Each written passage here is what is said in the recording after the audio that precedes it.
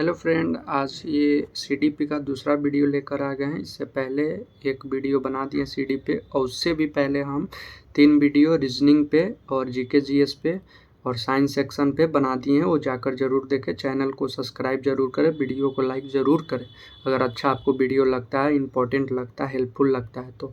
और दूसरी बात, आप इस वीडियो के डिस्क्रिप्शन बॉक्स में लिंक है टेलीग्राम का, उस टेलीग्राम से ज़रूर जुड़े, क्योंकि अभी आपको कोई दिक्कत परेशानी होगा उतना नहीं होगा, लेकिन एडमिशन के टाइम में आपको बहुत होगा, बहुत सारी जानकारी आपको नहीं मिल पाएगी। तो उसके लिए हम भी फेस किए थे अपने टाइम में, जब हम एडमिशन लेने वाले थे, तो आपको वो ना हो इसलिए हमने टेलीग्राम ग्रुप बना दिया है। उस टेलीग्राम ग्रुप से ज़रूर जुड़े और वहाँ पे जो भी क्वेरी हो वहाँ पे जो अवश्य पूछें, हम आपका सारा क्वेरी को जवाब देंगे। तो चलिए आइए स्टार्ट करते हैं। ये सीडीपी का दूसरा सीरीज़ में सबसे पहला क्वेश्चन क्या है हमारा? सबसे पहला क्वेश्चन है कि बाल विकास के सेफेलोकोडल दिशा का सिद्धांत क्या दर्शाता है? तो ये हमें दर्शाता है विकास सिर से पैर की ओर होता है। विकास किधर से होता है? विकास सिर से पैर की ओर होता है। और एक और ये वाला जो ऑप्शन है विकास केंद्र से बाहर की ओर होता है, वो किस सिद्धांत में होता है? तो प्रॉक्सिमोडिस्टल सिद्धांत में होता है, समीपस्थ दूरस्थ वाला सिद्धांत में होता है, जिसमें नियर टू फार। सबसे आगे विकास कहाँ होता है बच्चों का? नाभि या पेट के ऊपर, उसके बाद कहाँ? पैर की ओर जाता है, उसके बाद छाती, उसके बाद हेड की ओर जाता है, फिर फिंगर की ओर जाता है, फिर अपना बच्चा जो है हेड को अपना कंट्रोल करता है, फिंगर पे कंट्रोल, सबसे लास्ट में फिंगर और हेड कंट्रोल करना सीखता है। तो वो प्रॉक्सिमोडिस्टल सिद्धांत के तहत होता है। ए नंबर जो ऑप्शन है। अब दूसरा क्वेश्चन जो है ये क्या है कि बुद्धि की द्वितत्व सिद्धांत टू फैक्टर थ्योरी के प्रतिपादक कौन थे? तो इनके प्रतिपादक कौन थे? तो ये हम सब लोग जानते हैं कि इनके प्रतिपादक जो थे वो चार्ल्स स्पीयरमैन थे। चार्ल्स स्पीयरमैन ने इसके बारे में बताया था, टू फैक्टर थ्योरी। और इससे ऊपर जो थॉर्नडाइक का जो सिद्धांत था, बी ऑप्शन में जो दिया हुआ है, वो थॉर्नडाइक का सिद्धांत था प्रयास और त्रुटि। मतलब प्रैक्टिस करो और जो भी गलती हो उसको सुधारो, ये सिद्धांत थॉर्नडाइक ने दिया था। और डी वाला ऑप्शन जो है वीएफ स्किनर, वो सिद्धांत में ये बताए थे इन्होंने कि आपको पनिशमेंट दो, उसका क्या आपको रिवॉर्ड मिलेगा। जो एक कुत्ता वाला जो होता है, कुत्ता और उसको एक में करंट लगा दिया जाता है, एक में स्विच टापने से करंट लगता है, एक में स्विच दाबने से क्या होता है, उसको हड्डी मिल जाता है। तो वो था सिद्धांत। तो तीनों का अपना देख लीजिएगा। अल्फ्रेड बाइनेट है, इनके बारे में हमको पता नहीं है, आप देख लीजिएगा। अगर कुछ है इनका सिद्धांत तो देख लीजिएगा एक बार। तो 3 के बारे में हमें पता था कि ये सिद्धांत दिए हैं। तो ये चलिए अब, और इन्होंने क्या दिया था, जो चार्ल्स स्पीयरमैन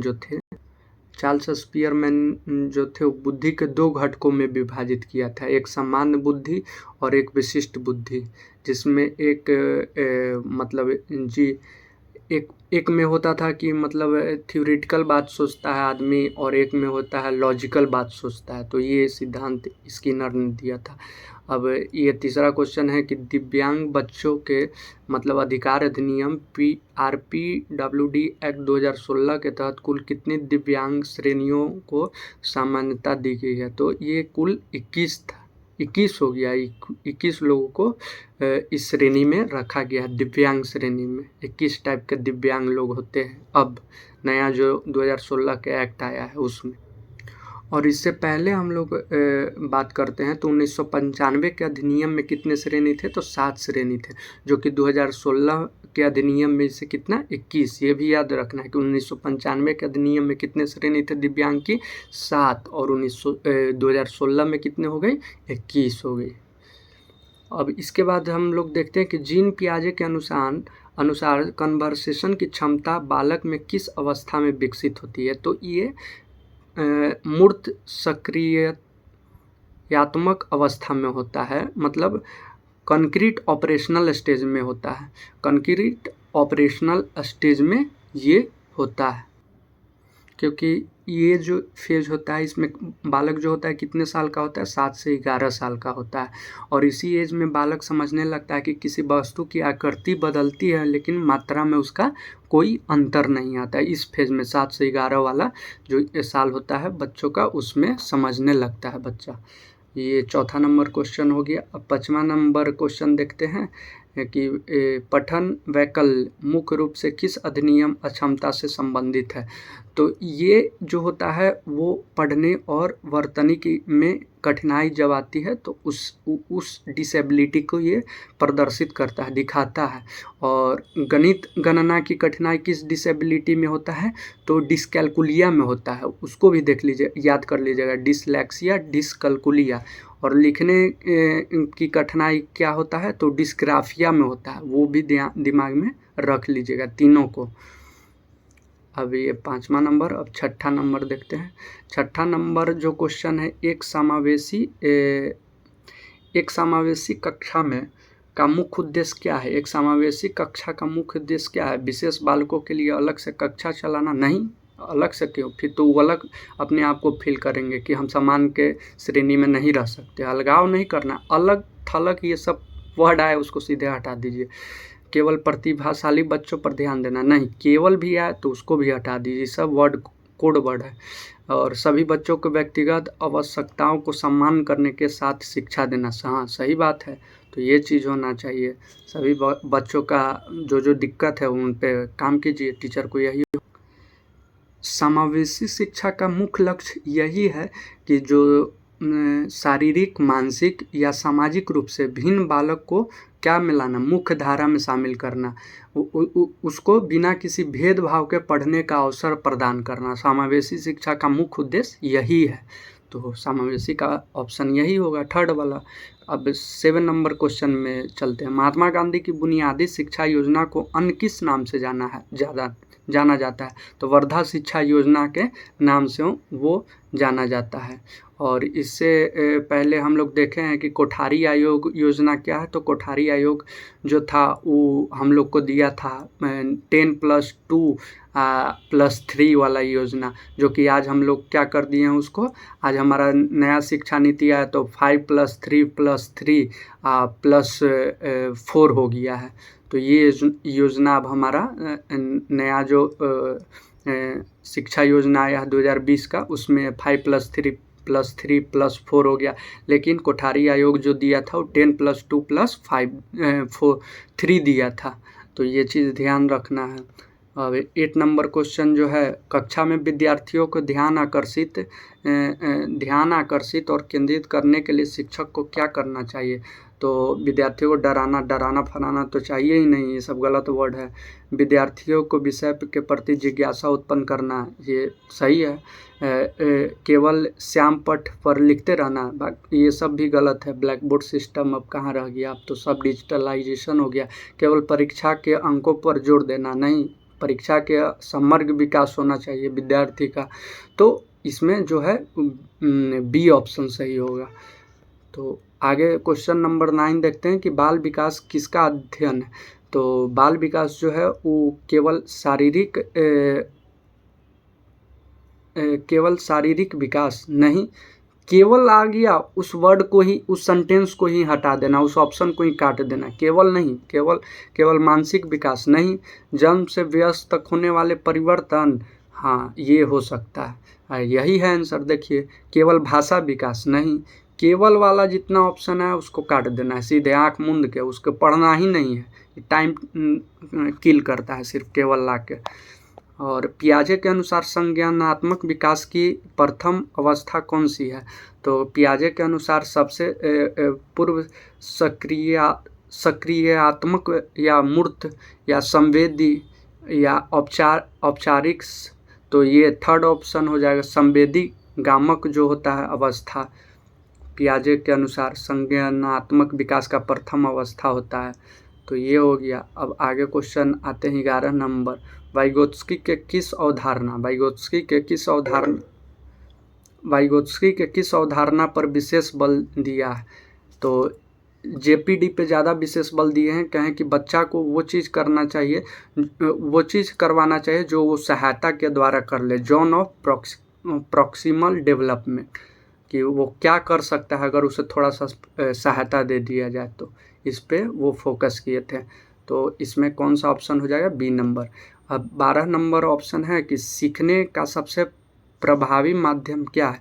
तो सीखने रटना ये सब कोड वर्ड निगेटिव है। सक्रिय सहभागिता, ये अच्छा लग रहा है, ये सही हो सकता है। दंड ये सब नहीं होना चाहिए, पनिशमेंट होना ही नहीं चाहिए।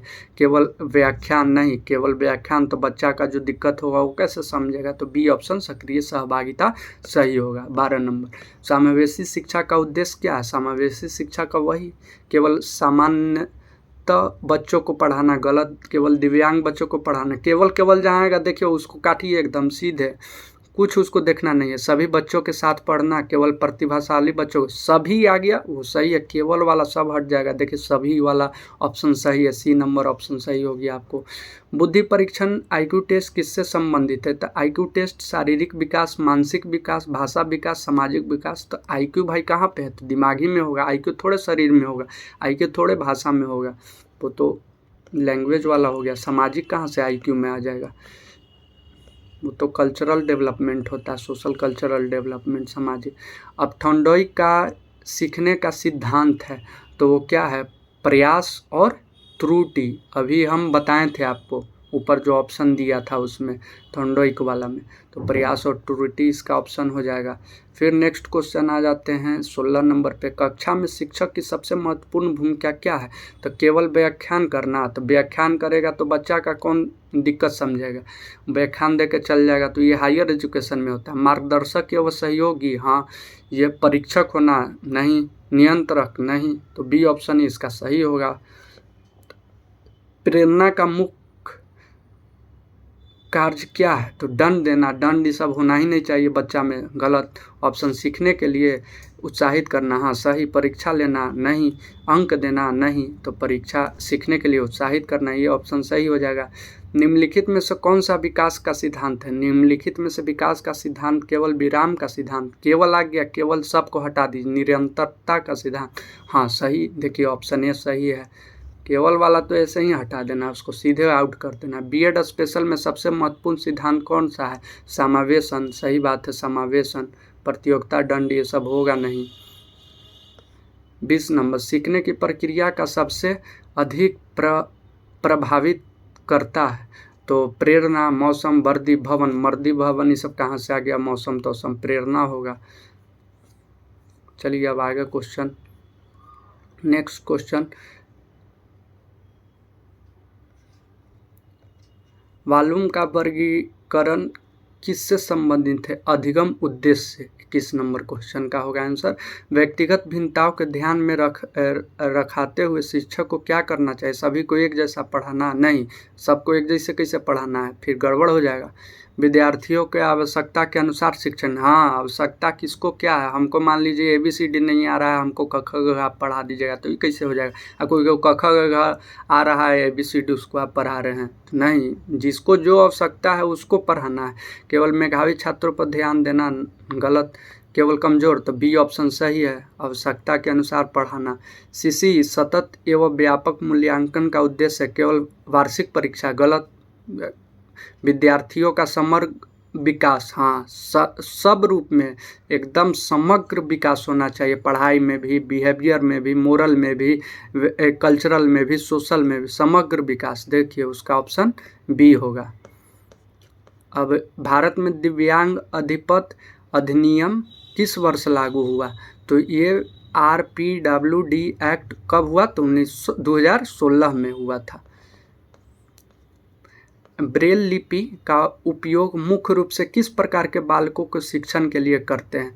तो हियरिंग के लिए नहीं करते, विजुअली इम्पेयर्ड के लिए करते हैं, सही बात है। दृष्टिबाधित बच्चों के लिए करते हैं, तो ये ऑप्शन हो जाएगा, ये जरूर आएगा। ब्रेल दिवस देख लीजिएगा कब मनाया जाता है।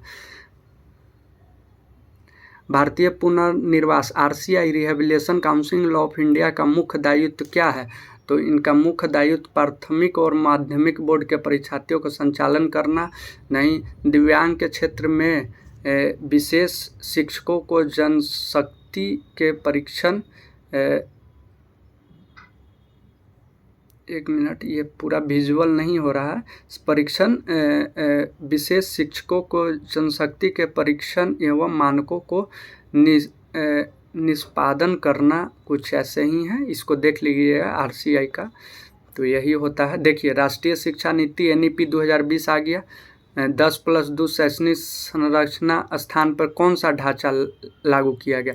तो 5+3+3+4, यही हम अभी बता रहे थे। इसका आंसर होगा शिक्षा के अधिकार अधिनियम RTE एक्ट 2009 किस वर्ष के आयु के बालकों को निःशुल्क एवं अनिवार्य शिक्षा? तो 6 से 14 सामान्य, और दिव्यांग बच्चों के लिए कितना से कितना? 6 से 18। ये दोनों को याद रखिएगा, कंफ्यूज कर जाता है। NCT का मुख्य कार्य क्या है? राष्ट्रीय शिक्षक शिक्षा परिषद का मुख्य कार्य क्या है? तो वो देश में शिक्षक परीक्षण संख्या स्थानों और BEd DLEd पाठ्यक्रम के मानकों को निष्पादित करना, मतलब इससे रिलेटेड जो भी उनका कैरिकुलम है उसको देख रेख करना, कैसे हमारा इंडिया में करता है CBSE का। जो भी CBSE स्कूल होता है उसको वो करता है कि किसको अफिलिएशन मिलना चाहिए, उसी RC NCT हो गया। BEd स्पेशल एजुकेशन में शिक्षक की सबसे महत्वपूर्ण भूमिका क्या है? तो प्रत्येक विद्यार्थी की आवश्यकता के अनुसार शिक्षण करना, यही BEd स्पेशल में शिक्षक की सबसे। NCT का देखिए, NCT का एस्टेब्लिशमेंट कब हुआ है और RCI का एस्टेब्लिशमेंट कब हुआ है, ये दोनों को ज़रूर देख लीजिएगा। तो यही आज का वो था। चलिए, धन्यवाद। फिर मिलते हैं नेक्स्ट वीडियो में। ये सीरीज़ अगर आपको अच्छा लगे तो लाइक कीजिए, टेलीग्राम से ज़रूर जुड़िए और चैनल को ज़रूर सब्सक्राइब कीजिए। जय हिंद, जय भारत।